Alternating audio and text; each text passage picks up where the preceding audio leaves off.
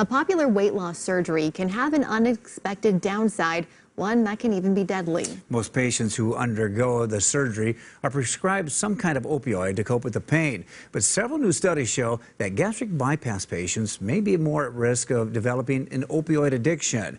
And that was the case for a Sioux Falls woman who underwent the surgery in 2011. Jessica Pfau had what's known as addiction transfer, from food to painkillers, and she was hooked. Over the next 2 nights in a KELOLAND News investigation, Angela Kennecke brings you Jessica's journey from years of struggling with addiction to legal troubles to surviving a near-fatal overdose and now a prison sentence. Who's that in there? Watch this, I'll show you. I wanted a child my entire life. We tried throughout my first marriage, and it never happened. But at 36 years old, after that marriage had ended, Jessica, who thought she couldn't have children, was pregnant. He cried over that. At the time I found out I was pregnant, I had a scram bracelet on and was doing 3 UAs a week at 24/7. To understand how Jessica found herself pregnant and in DUI court, you have to go back to 2011. Her weight had been an issue since she was 16. Throughout the years, it just got out of control, and I got to the point where I weighed close to 400 pounds. Jessica underwent gastric bypass surgery and was prescribed opioid painkillers. And traded my food for pain pills after that. I was depressed. I had liquid meals. I was used to eating whatever I wanted to and when I wanted to. And I took the pain med, realized that it made me feel warm and fuzzy, and I got a little bit of that comfort feeling back. She says she was desperate for the pills and started doctor shopping. Eventually, she was caught and her supply cut off. In 2013, she turned to the streets to buy her opioid pills. Do you blame the doctors?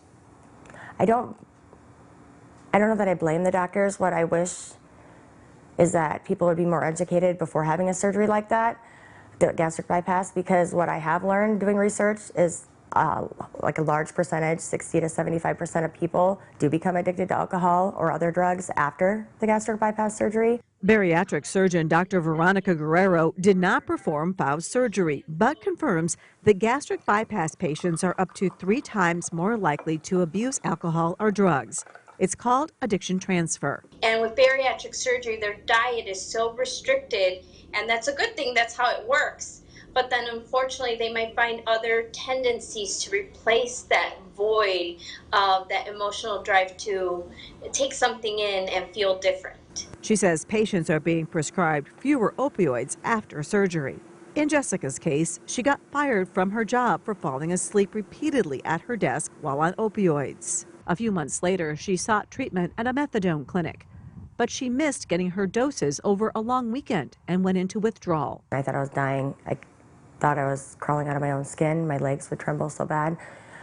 I mean, I've been through childbirth, and you can't even compare the two. The withdrawals are something, that's what I think scares a lot of people from quitting. It's what scared me for a long time. That's when Jessica turned to alcohol, which is more rapidly absorbed by gastric bypass patients. They also have a more intense and longer-lasting response to the effects of alcohol.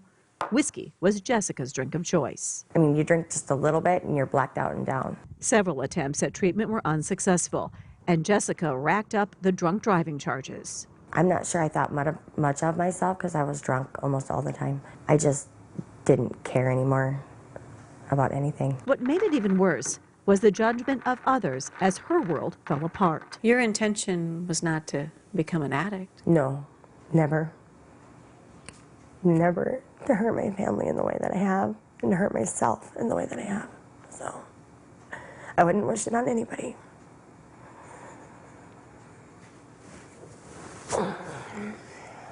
After failing the 24/7 program, she was required to wear a scram ankle bracelet. With that bracelet on, I went back to the pills. Because it didn't detect? It doesn't detect pills, just alcohol. Then she crossed a line. My whole life I said there's 2 things that I would never do. One was prostitution, and 2 was shoot up drugs. And there's still only one that I haven't done. She couldn't get the pills from her dealer. And he said, you know, but I can keep you out of withdrawal. I have something else you can try. And he came over with heroin. That's the day that it switched to heroin, being the love of my life. Jessica explains the insatiable craving for heroin. It steals your soul and just takes off with it. So It steals your soul? Yep, you become, that's your #1 love. Nothing matters like that. I mean, all I wanted was that feeling. You chase it, and it's never the same as it was in the beginning, and it takes more of it. You're married to your drug. But Jessica had also gotten remarried to Greg Fowl, who she met in drug court when she was pregnant during a longer period of sobriety. I've got 30 plus years of using, so yeah, I've had enough. But fate wasn't on Jessica's side. She had a perforated ulcer and required surgery. Despite her history with substance use disorder, especially with opioids, she was given hydromorphone. I literally almost died. He made the decision that he would take the chance to do that. The doctor did. Jessica says after that, she constantly craved the drug and hid her use from Greg. I assumed that since we were both the same kind of people, that it wouldn't be a big deal to say, hey, I'm having trouble. Can you help me here? And I got none of that. I didn't choose to be an addict, but at the same time, what do you do with an addict that won't quit? What do you do with an addict that won't quit? You'll want to watch the second part of Jessica's journey tomorrow night to find out what happened when she repeatedly failed in DUI court and eventually overdosed. 80% of the women in South Dakota's prisons are struggling with addiction. Are they getting the treatment they need? We'll look into it tomorrow night.